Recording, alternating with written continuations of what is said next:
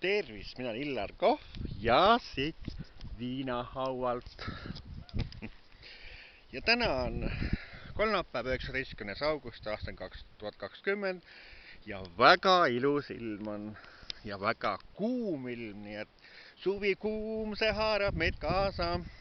Ja homme on siis 20. august ehk Eesti taasiseseisvumispäev. No soovin teile head riigipüha. Aga 4. septembril ehk siis reedel on tulemas Tartu kultusbaaris Zodiac suur suvelõpu simmal, milles siis esinevad siis mitmed sellised meelelahutusartistid nagu Illar Kohv, ansambel Spiili Miili,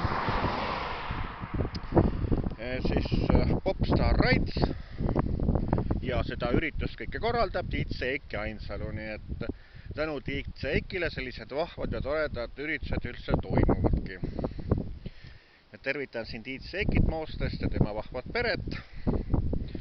Ja kindlasti tulevad siis, ja siis Eiki pidi mulle ka uue sellise tervitussaate laulu tegema, nii et siis kindlasti saate ka uut laulu kuulama seal. Milline see praegust on, ma ei tea, aga praegust võin siis nagu sellised, et on kaunis see päev ja suvidas käes, jälle linna lähen ma, jätan viinahauale Elfi ja Nurri ootama. Või siis kõnnin metsadel, olles kodudel, kauguses paismas on tuled ees. Ja siis kindlasti ka näed, ei saagi rääkida, autod sõidavad siin Sooma teel kogu aeg.